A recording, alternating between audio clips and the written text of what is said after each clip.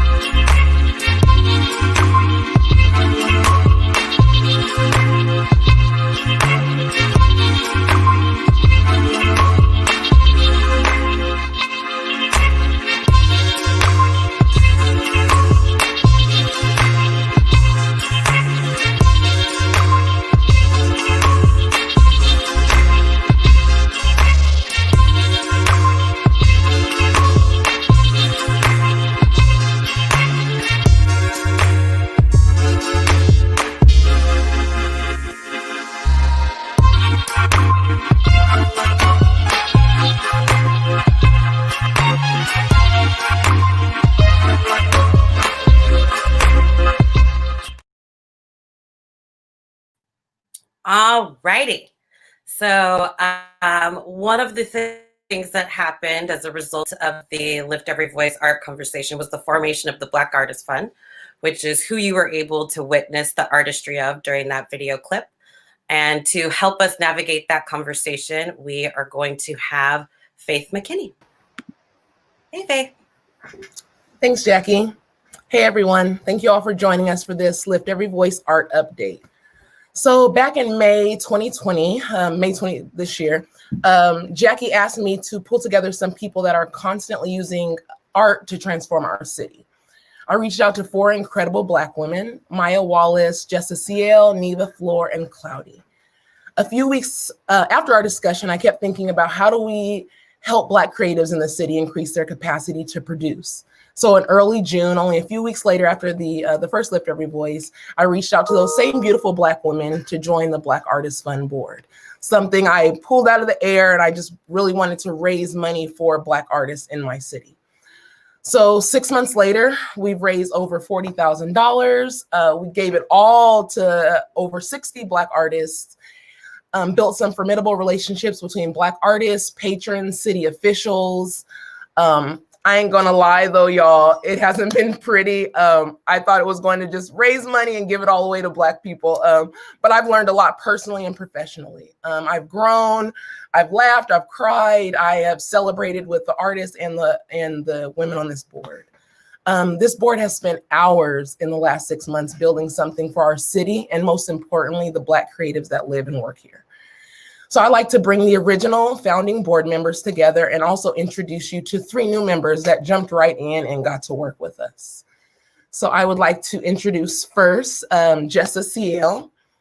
And Jessa is, if you're ever on an Instagram fight, Jessa is your go-to.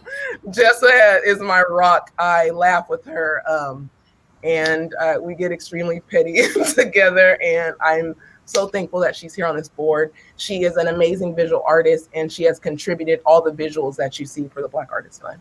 So Jessa is also a Black artist living in this city. So I appreciate her contributing her time and her creative work and practice to us. Thank you very much.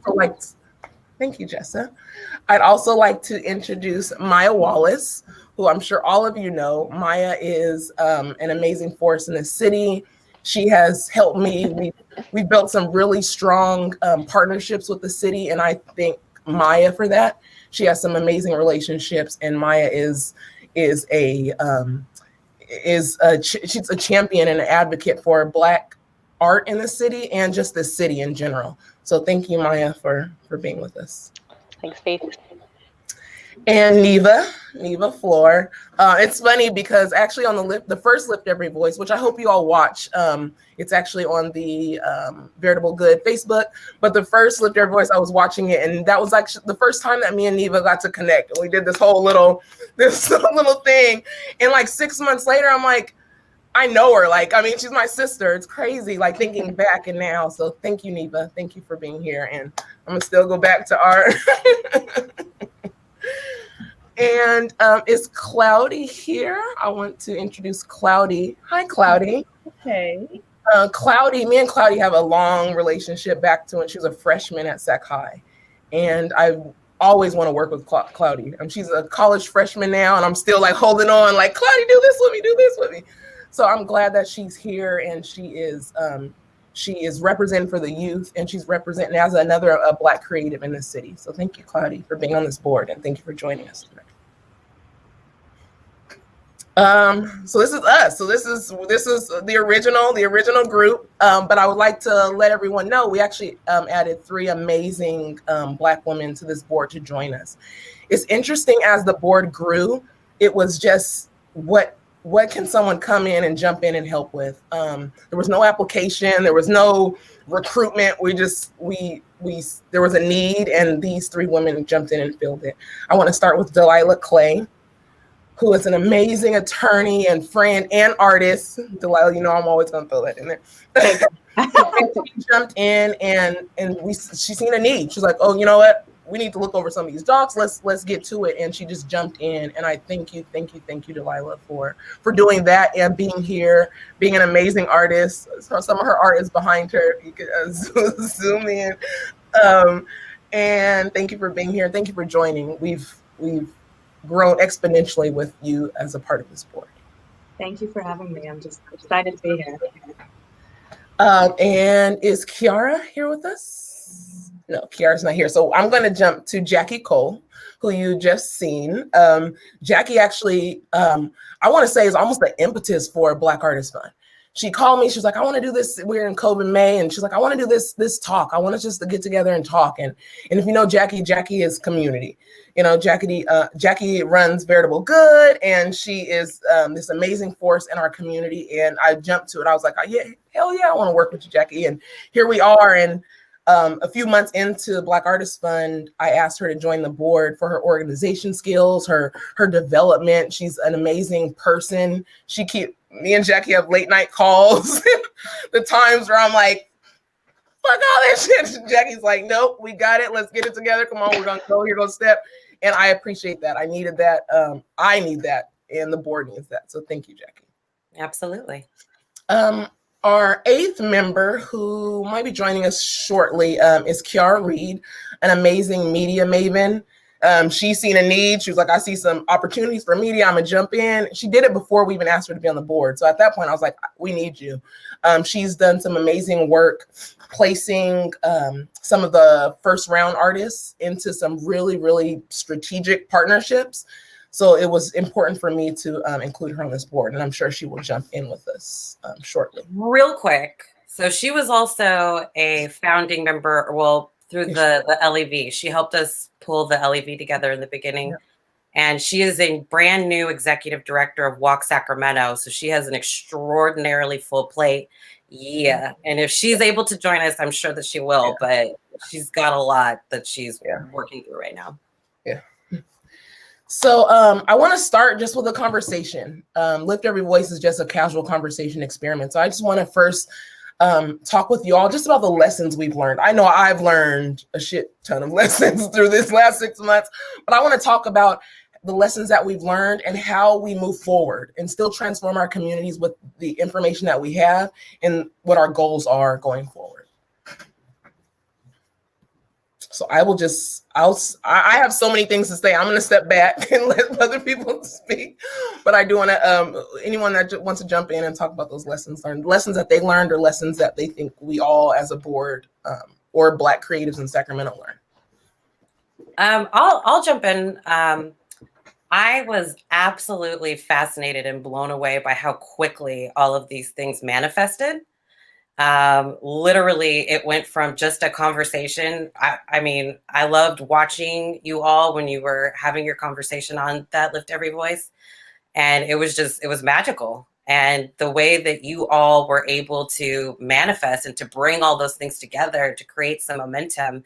And like when the fundraising happened, I was just like, wait, what?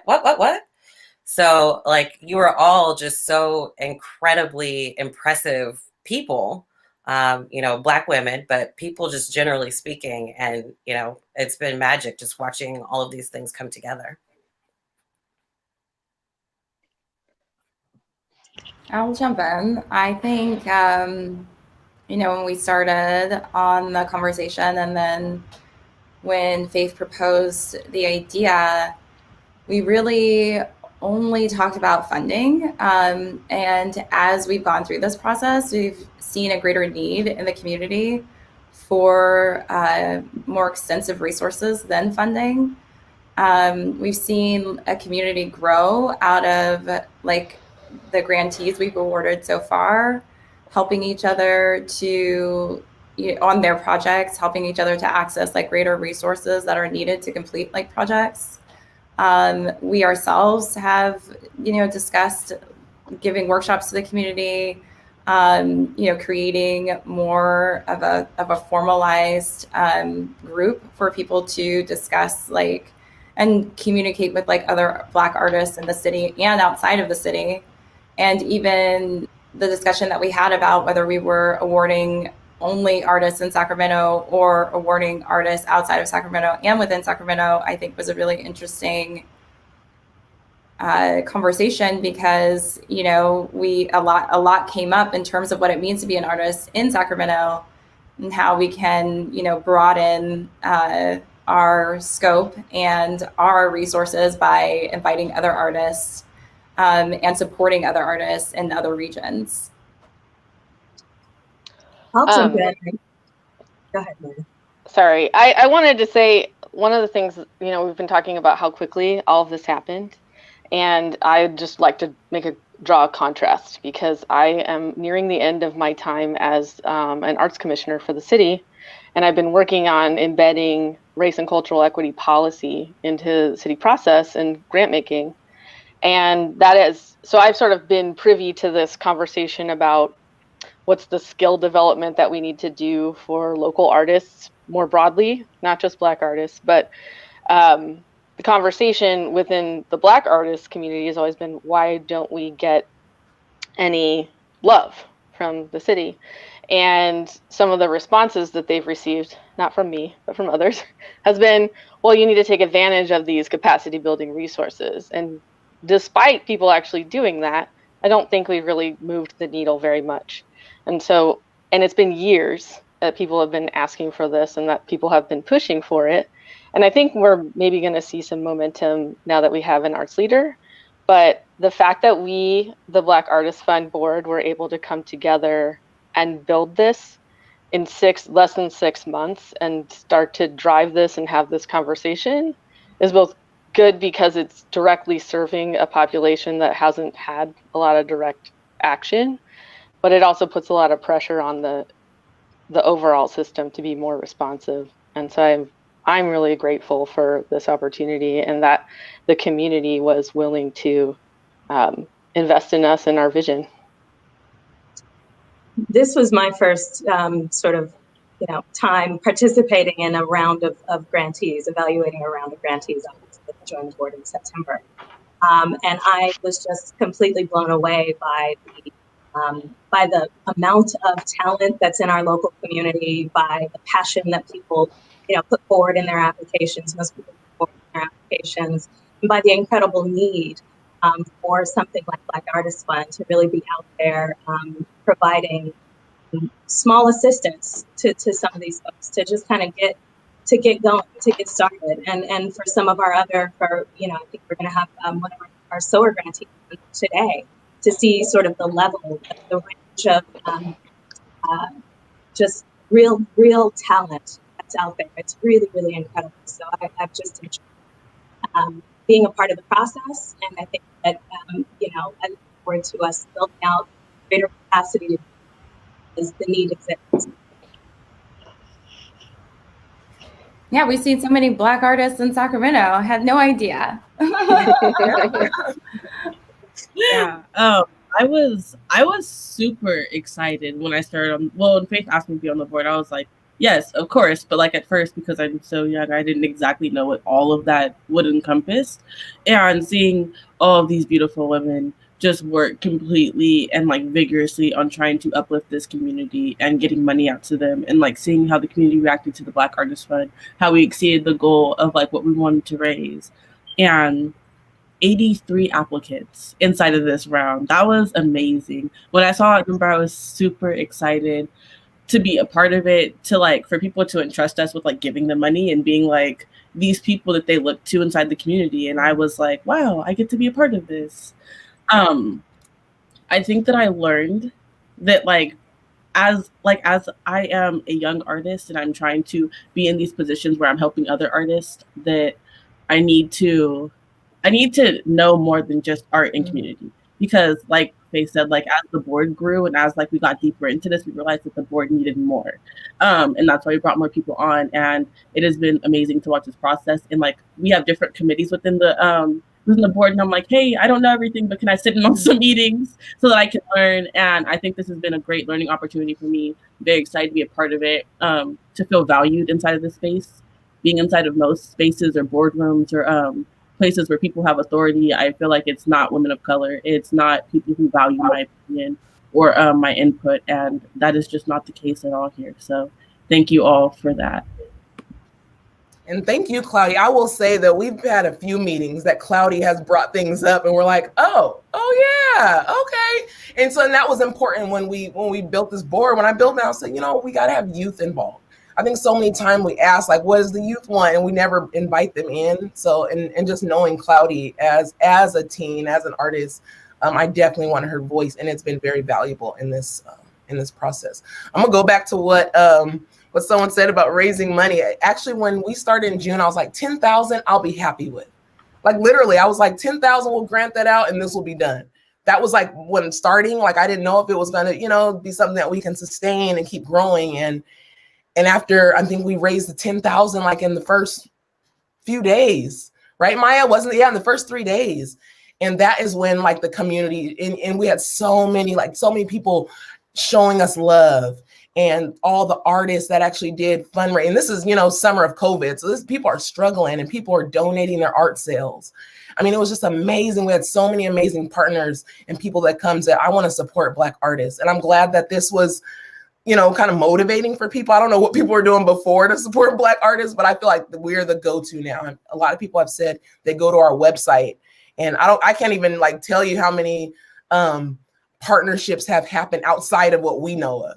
I think there's a lot of things that are happening in our city, and artists are getting hired and collaborations are happening because of what we brought together.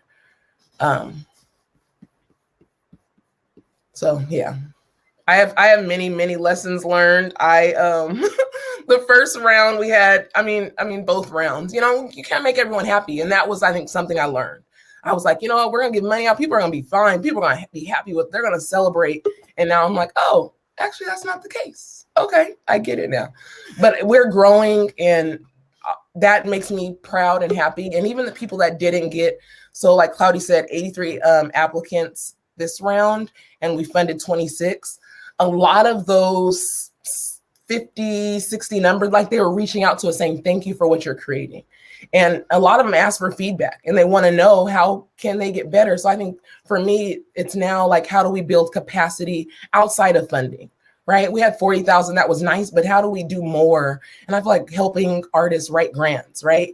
And photograph their work. We've seen so many different applications at different levels, from emerging to, to some people are kind of made it. And it was humbling, to see that difference and see where we can help in that process and help artists outside of our fund.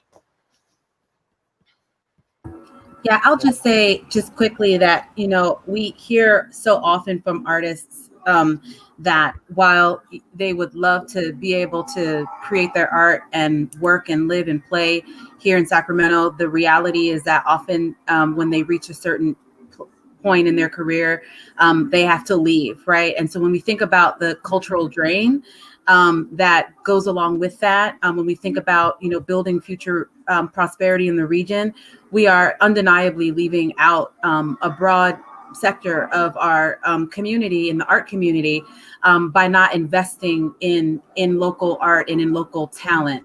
And when we add a layer of what we know are historic and long-term disparities against artists of color, we know that artists of color are bearing the hardest brunt of that reality. So I think this is such a catalyzing moment, and it doesn't necessarily overshadow the legacy of work that's happened prior to this moment, where others have come together and rallied around issues to support, how do we make this work? I think that's such a hand in glove, like, reality of how art folks work together. Like, we figure it out, we make it happen. And in fact, we do that so well that sometimes we undersell the value that kind of partnership and collaboration brings to a community. And certainly we don't always see the benefit of those collaborations and the benefit of those partnerships. And that to me is what makes this opportunity so unique and so special, is that, yes, there is that fundraising, grant making element, which, yeah, we want to see resources get in the hands of artists. I mean, that's so critical for artists that we know have not necessarily have some of the access to, the social cachet or the collateral to see their ideas, to see their projects move forward. Yeah, money helps you do that. Let's just be real about that.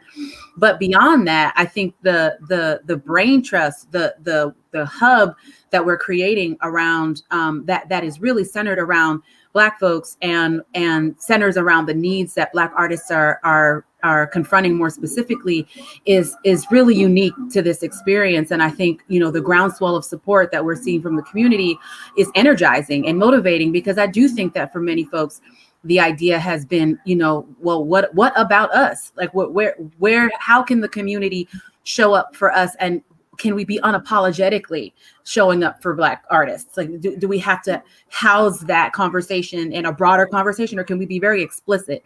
And I think this is a way to be very explicit about what we're trying to do and to drive those resources and investments to make sure that, artists of color and Black artists in particular are here to stay. And that's what I want to say. I know that those are the conversations that we have at the board level. How do we secure a future and support the future of arts in our community? And this is, I think, such a brilliant way of doing it. And I think I've been so motivated by what I've been learning as part of this process.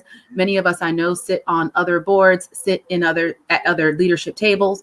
And, obviously not all collaboration looks like this, right? We don't always get to show up, right? As our whole self, and to be able to speak truth to power in the way that I feel like we've been able to do as part of this work. So again, I've learned so much from all of the artists that have both applied and have given us feedback and have reached out, but I'm also learning so much from all of my amazing colleagues on this board. Very well said. I was going to say, and this might be something that happens further down, but speaking to your point, Niva, is one of the conversations that we had early on, and that Faith and I have talked about a lot, is how we can have an organization that doesn't mimic Eurocentric patriarchal organizations. And this is a conversation I think that is starting to happen a lot among Black people, is how much we also have absorbed these, like, you know, programs of hierarchy, programs of, you know, you come with your professional look and it can only look this way. It can only be this way. Your emotions have to only like show up in this capacity, you know, et cetera, et cetera.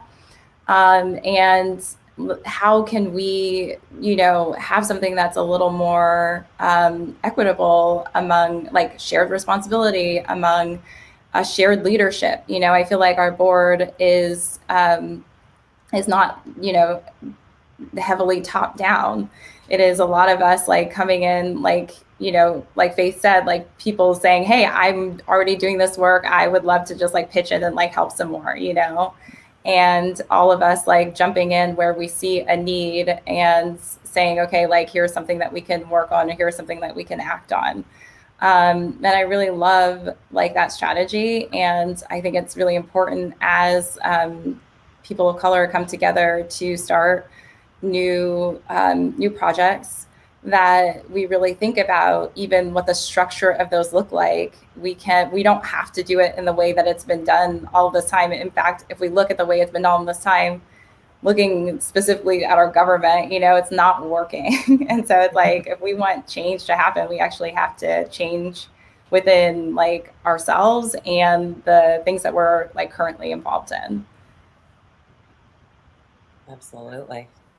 So I think it's important, just talking about lessons learned, so we had 6 months on, and I'd like to actually take 6 months for us to work out all of the things that we've learned, right? We have all of these programming ideas, and we have all of these capacity building that we'd like to do for the Black Artist Fund. So we're planning on the third round being in summer of 2021. So almost a year to the date when we launched the Black Artist Fund. So for these next 6 months, although there may not be a fund, there's still going to be opportunities just to build. So when June does come, you can submit a very strong application. And that's what matters to us. And it's interesting, just the shift, right? You know, 6 months ago, I wasn't thinking like this. I was thinking just get money in their hands and they'll work it out. And now I'm like, okay, actually, let's get Jessa with some artists and how to photograph their work with a cell phone and, you know, a backlight. You know, like, let's get Niva to actually show what actually goes into a successful grant application. Like, there's all these things that now I think we can dive into. And I think we as a board need time to do that. So I'm excited that we're not stopping. You know, we're going to keep moving forward, but it's going to look different, right? January, it's going to look different for us. We get to do some sustainability planning, and we get to see how we can grow the Black Artist Fund. And it's not just a one-time $40,000, but, you know, it's a lifetime of $4 million. You know, I have these big plans. But thank you to you all. I appreciate it. I know that we need to wrap up and, you know, to pivot into the conversations with the awardees. But can you talk a little bit about the transition and the decision making around the grant sizes? Yes. So in the very beginning, the first round, we had 54 applicants and we awarded 42. I think the 12 that we didn't award were outside of Sacramento, but we awarded basically everybody that applied, and that was $100 to $1,000. And we had this discussion, like, actually we want to be able to provide more money and be able to really get these ideas ideated and then also executed. That was important to us. And, you know, $100, you know, it was a lot of, everyone was happy for that, but also, can we do more? So the second round, we're $500 to $2,000. So we increased those limits. Obviously, that reduced the amount of grantees that we could have. But I think that was important for me, just to give some people, we keep talking about capacity and building more capacity, even with those seed grants. For those people that are emerging, that are just starting, $500, we're going to speak to one of our grantees. $500 is going to get them a camera so they can do YouTube videos. That's going to elevate their practice. So just those little things, you know, could that have been done with $100? Probably not. So that was important for me. I would love to hear from you all and just on our thought, because we did talk about this. We had extensive conversations about how we moved our grants. And I also note the first round, it was just kind of a free for all, like just apply and just tell us what you need. In the second round, we were able to say, okay, you know, we have these different levels. So where are you at? Are you at the sower level? Do you want to apply for $2,000, or are you at the seed level where $500 will get you to where you need to be? Awesome. Does anybody else want to pitch into that one? Yeah, I just I want to say that I liked the process that we used to come to this, like to develop the first round, that we were really sort of democratic in our approach in the first round, because it enabled us to build a base to start with and to sort of really start to understand the depth and the breadth of the community at large, and then start to have conversations like on the regular with several of those artists and follow their journey. And that sort of process like emerged as we were going. And so I don't want people to think that like we really, it was like a fact-finding mission almost. Like we had some money and like it brought people to the table. And I think it's a really interesting way of doing grant making, but it's kind of my favorite way, because you never know what you're going to get. And it's like it's a treasure hunt almost. Any final thoughts? I'll just say thank you. Thank you again. I feel like I say thank you all the time, but thank you all. I love you. I thank you. We love you. Keep riding with me. We got another. We're going to keep going. Yes, we're going to keep going. Yes, Black Girl Magic. Black women are saving the world, and Sacramento, and all the things. And thank you. Thank you very much. I love you all. Yeah.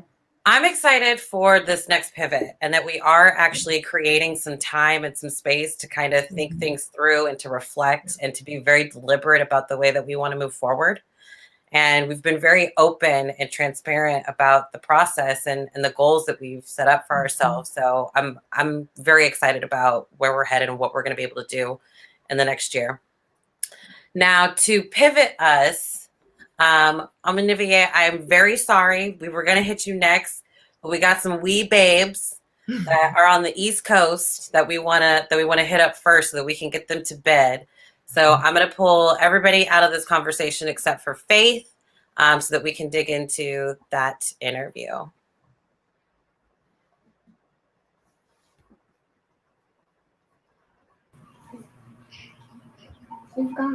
Hi. Hi. Actually, and Jackie, we're gonna bring Cloudy in. Cloudy actually is going to talk with Afro-Mini. You're muted. Yes, I was. How are you guys doing tonight? Good. That is great to hear. I have a few questions for you. So I'm excited to talk to you guys. My first question is, what inspired you? Well, our parents have this thing where they cook and they sell food, and it's called Some Cuisine. So we got inspired to like cook instead of running around in quarantine. Yes, and my brother and sister like cooking, and I like putting the stuff on top, and my brother and sister like to do all of it. And also, we were just thinking we should just make some different stuff instead of like eating mac and cheese all the time.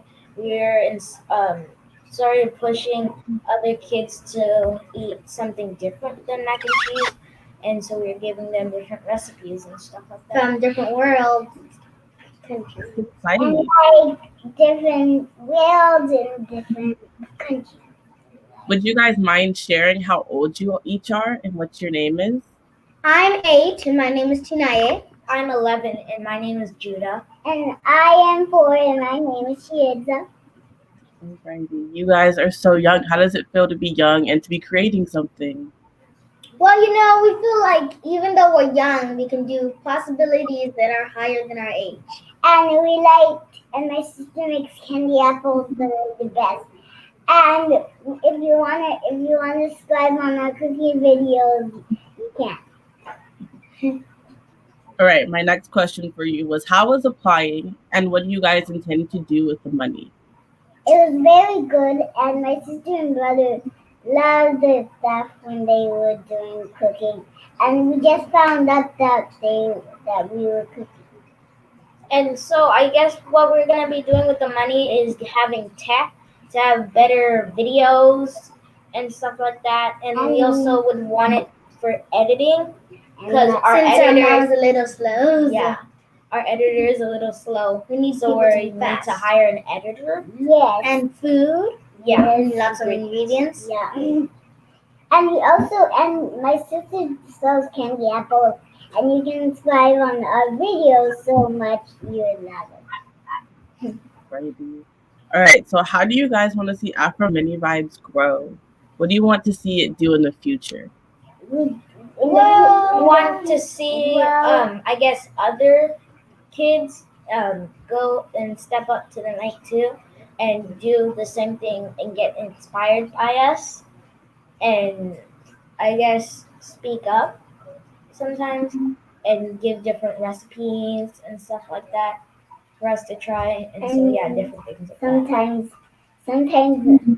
Sometimes we cook stuff that are delicious, and we do the taste test. And so, like, really, like, in the future, like, what we're seeing in, like, Afro Mini Vibes and, like, cooking with becoming kids is, like, other people. Like, cooking and getting to have a chance instead of just sitting around in quarantine and, like, having to, like, dance and have some fun instead of looking at concerts. Instead, we do something awesome. We cook every day at night, and then my dad and my mom do the taste test.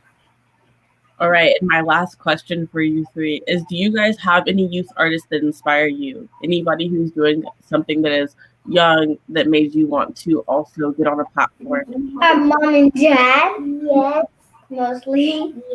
yeah. They do And, like, our whole family, farmers like, market. cooks and At stuff. farmers market, they do one of the Cuisine. tents that's called Zim Cuisine, Yeah. and that's And we my sometimes brother participate in it. works. And so that's why Right. we're inspired by cooking different kinds of foods like they do. Alrighty, well, thank you guys for talking with me. That was very exciting. Everybody go check out Afro Mini Vibes on YouTube. Please support our wonderful youth artists. Bye!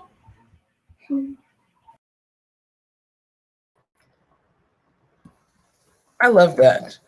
I want a candy apple also. So Afro Mini Vibes is one of our youth grantees for round 2. So they had a great application. They're doing some really amazing things. So please check them out and support them. What was important for us on this conversation was to show our youth Afro Mini Vibes and also show one of our sewer grants. So I would like to introduce Amonevie Akade. She is a Sacramento-based artist who makes jewelry under the brand Tula and Bloom. Using traditional metalworking techniques, she seeks to articulate inner experiences and connect with wearers, investigating their personal journeys. Her work was showcased at the DeYoung Museum store in San Francisco in conjunction with the touring exhibition Soul of a Nation, Art in the Age of Power, Art in the Age of Black Power, 1963 to 1983, inspired by modern art, movement, and the natural world. Amonevie's minimally structured jewelry invites conversation and connection through joyous self-expression. Hey girl, hey. It was really important for me to bring you in this conversation because you were actually our round 1 SOAR grant and our round 2. And I really wanted to talk. I wanted to talk with you, but I wanted everyone to hear from you. I think you had your round 1 application was really strong, and we seen something come from it, right? We seen something tangible, and we follow you, and we loved everything you produced. And then your second round application feels like it even took it to a next step. You know, you want to bring in other Black jewelry makers, and it really blew our mind. And, you have this conversation, I will say, like, you imagine what people say. Because we have 83 applicants and some people don't get funding. And here we are funding you a second round. But I stand by that decision, girl. I stand by it. I have lots of your earrings in my own personal collection. My mama has your earrings. And it's, you create a space, not just jewelry, right? You create a space for us to feel good. And you have good energy, and your application was superb. And I just wanted to really talk with you about why this funding is important for you, and also just share with everyone what you applied for. I'm not going to share your application. I'm not going to do that to you, girl. I would have it on screenshot if I could. But it was really strong, and I really, as we talk about capacity building and building this space for Black artists and creatives. And in your application, you want to be a mentor. So I'm almost putting you up there, like, okay, you're there. Like, people need to know that you're here and you're producing great work and you're applying, and your application was amazing, and we want to fund you. So thank you for being here, and just share with us. Thank you for having me here, and thank you again to the entire board for. I think I might have an echo going on. Can you hear me? Yeah, I can hear you. Okay, cool. Well, I just wanted to again express gratitude to the entire board for granting me again this SOAR grant. I was really surprised and taken aback. I was like, okay, I'm going to try it. I'm going to try apply again and see, but I wasn't sure, and so I was really pleased and really humbled that you guys have that much faith in me and are really making that effort and putting your money where your mouth is when it comes to supporting artists and making it substantial. The work that I do is pretty intensive, and it requires a lot of resources. And I know over the years that I've been doing it, I've been held back a lot because of lack of resources, and then also a sense of scarcity in my own mind. And so being able to know that there's resources out there and then work for that and then receive it gives me not only like the actual resources to work with, but it also gives me the frame of mind that I can that I have the agency to go after what I need to get what I want and do the things that I need to do in order to achieve my goals. So it is more impactful than you know in terms of how it supports artists. Is not just the monetary impact. So I just want to say that. Yeah. And I'll say that there's six grantees that were from the first round. So 6 got granted in the second round. And that was important for us. And actually, we asked you all, we said, hey, we're doing another round, please apply. We want to make sure it wasn't like, that stops you from applying. But I want to talk about just being a Black jewelry maker. And I feel like, being a Black artist is one thing, but like, do you have your support system? I know as a curator, I'm always looking for Black curators, especially in Sacramento, but how is that? And how is this funding going to help specifically help you kind of cultivate that community that you need?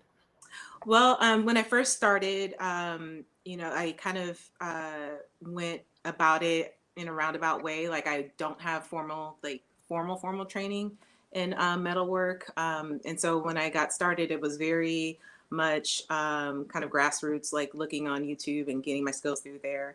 And once I started taking classes at community colleges like ARC and Sac City, I didn't, see a lot of people who looked like me. And then I also noticed, like when I went to like shows, like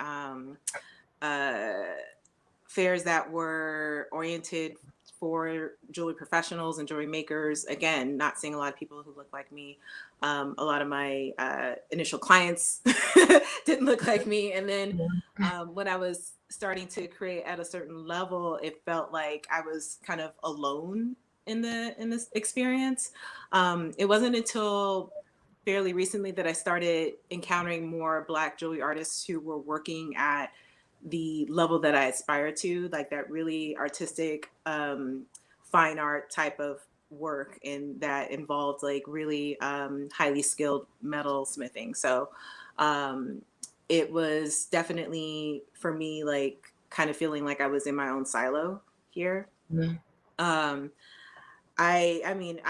then I feel like there wasn't a lot of conversation as well. Like when I was taking those classes, when I was seeing examples of work that was being put out, I was given examples like Beverly Trudeau and other folks, and not one of them was Black. And it took me a while to even find out that Art Smith was Black. Like I was just like, I was blown. My mind was blown when I found out this really beautiful jewelry maker from back in like, mid-century, that was a part of that mid-century modernist movement in jewelry making was Black. Like I was just like, Wow. okay. So yeah, I really wanted to feel like I had a place, like it was something that was possible for me to work in this field. I mean, it's not an industry that, I mean, I know art is in general is pretty expensive, but like jewelry is like, it is pricey. You're working with like precious metals, you're working with precious stones maybe. And it made sense that the folks that I saw who were involved had those resources already, or in some way were already supported in their craft. So yeah, but in terms of like moving forward, I recall, and this is why, I included that in my application about kind of creating this space for others to learn. I had a conversation. There's another jewelry maker who primarily does beading. And I know like she's kind of getting into wire work as well, but there seems to be, again, this sense that we're all kind of working in our silos.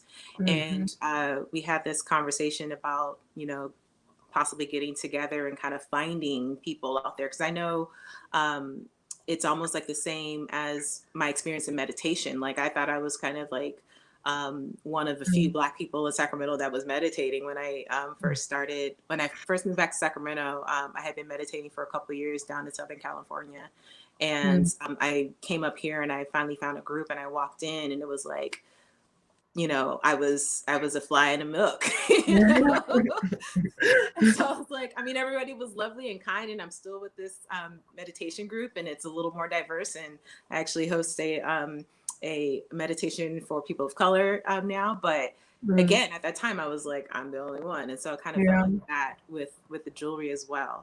So being able to, but then learning that there are other Black meditators in Sacramento, they're just all in their houses. They're all like, maybe dispersed, made me understand that it would be the same experience with jewelry makers as well, and with people who are aspiring to be metalsmiths. So, so this idea of like having kind of a forum or a group that could get together and learn techniques and explore different options is definitely something that I want to push forward. And I think this will kind of not only like help me do it, but give me the accountability I need to push through and move it forward. Yeah, nice. And so as we approach the holidays, I've committed to shopping local and only doing gifts from Black artists and local artists.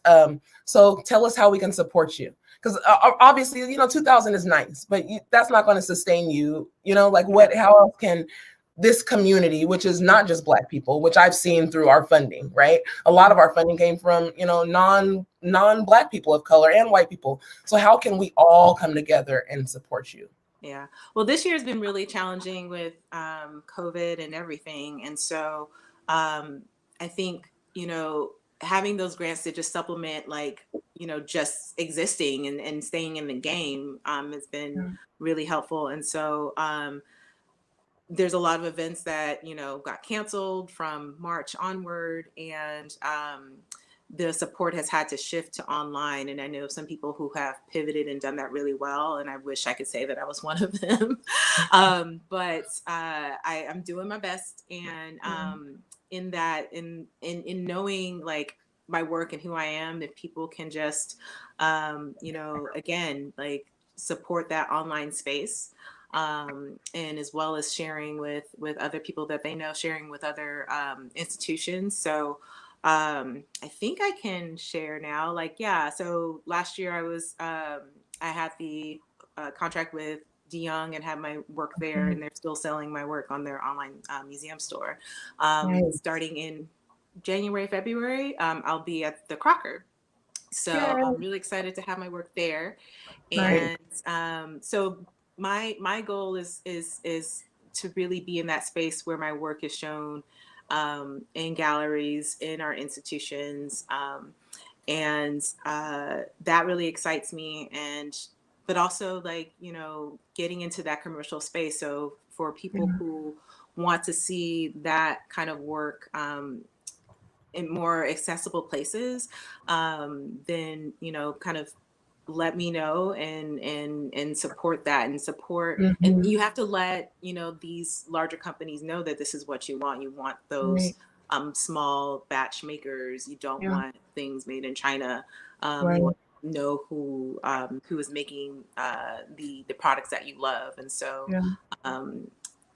that tide is made up of individuals who are making those choices on a consistent basis. And so that's, I guess, what people can do, individually, is just really be a part of that tide that is moving toward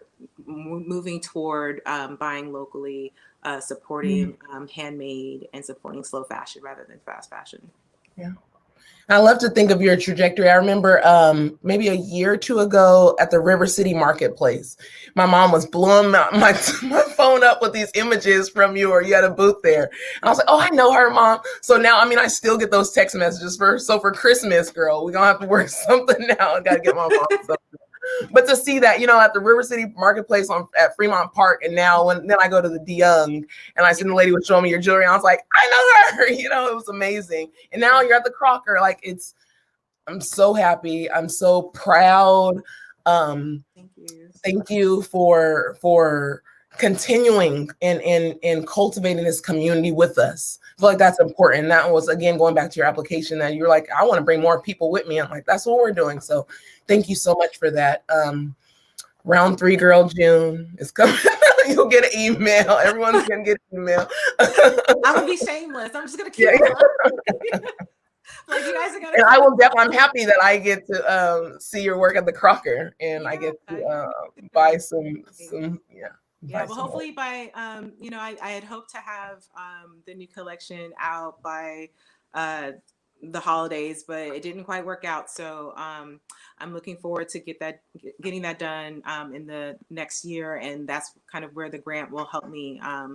And hopefully you'll see something new, and maybe in the form of something gold. So we'll see. Right. We'll see. Yeah. I think all mine are silver, so I would love to have some gold too. I'm blue. I only have silver. Yeah. Should have worn them today. Yeah. Yeah. Thank you again, and we look forward to following you along. And thank you. I'm very, very, very, very happy and pleased with you and your work, and I think I speak for the board when we say thank you for applying, and thank you for keeping this work going in Sacramento. Well, thank you guys for making this happen. And Faith, this was your child. This is your brainchild, and I'm just really grateful that there are people like you and all the women, the beautiful Black women on the board, who are invested enough in our community, and who are intelligent and resourceful enough to get something going, and not just kind of talk about it, but be about it. So thank you for your support, and I look forward to making y'all proud. So yeah, thank you. Okay, Jackie, can we bring the whole board back together? I just thought of something that I want to do real quick. So if we can bring everyone back together, I just wanted to, I think there's so many, I can't even think of all the thank yous, but I think each of us kind of just have like some, like if there's any shout outs, I would really like to shout out Verge Center of the Arts. They had an amazing art auction this year, and they donated 10% of all of the proceeds to the Black Artists Fund. So so that will be money again for round 3. So thank you, Verge. But if we want to just go out and throw out some thank yous, if there's anyone that specifically that you would like to thank through an artist, a partner, a city official, anything, I think this is our time just to say thank you to our community. Everyone's been saying thank you to us. I would like to say thank you to our community. I have a list. Only a few, Maya. Only a few, not the whole list. Okay, I wanted to shout out Jesse Vasquez, Meg Myers, and Joya Fonda, because I know that all of them have had fundraisers for us. And I know I'm forgetting other people who have had fundraisers, but those were the ones that came to mind. But I just really wanted to say that artists helping artists is always really heartwarming. And I've had the opportunity to see a lot of this community over the years, and people really show up for each other. And I liked that they showed up for this project as well.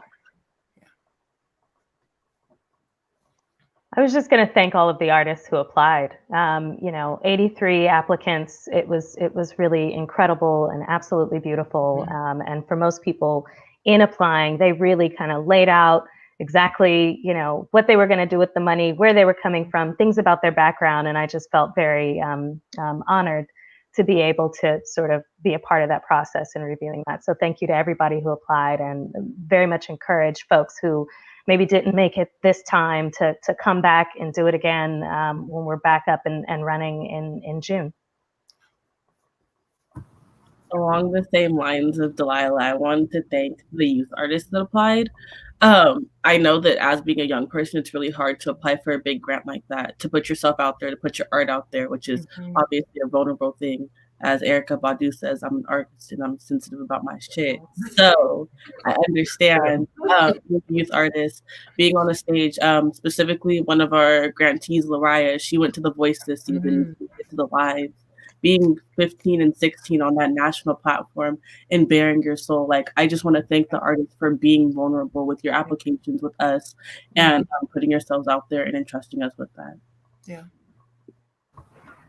Yeah, I want to thank all of our GoFundMe donors who really stepped up to the challenge and met us right where we were. And again, we were so inspired by all of the support that we've received, totally exceeded our expectation, and just amazed by all of the local and not so local support through our GoFundMe campaign. And our local partners, the Kingsley Arts Club, who has been really key in coming along with us in this journey at a very early stage. And we all know it's not always easy to get folks to sign on to a seed idea and to be energized by that and to put resources behind that. So really just want to say thank you to Kingsley Arts Club for investing very early on in this work.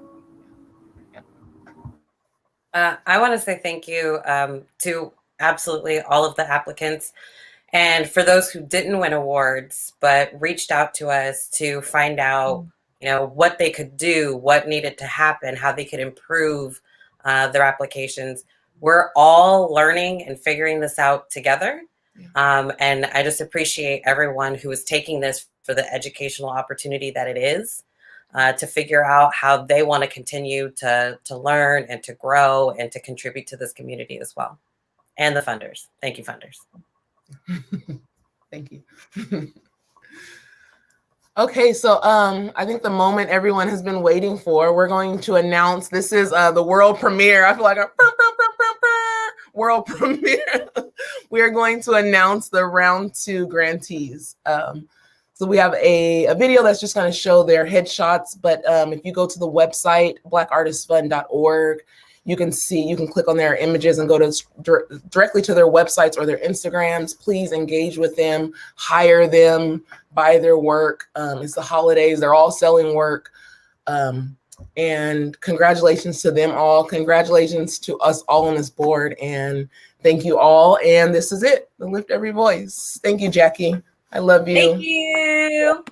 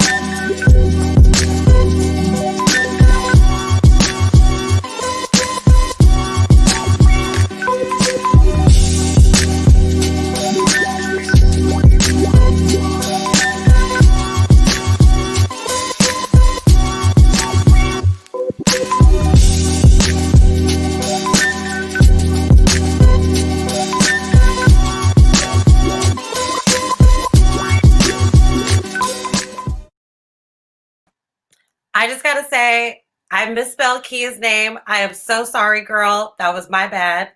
But thank you all for participating with us on this journey and down this rabbit hole. You're all amazing and beautiful, and I feel very happy and blessed to be in the company of such magnificent women. And we look forward to continuing this work in the next year. So thank you, everybody. Good night.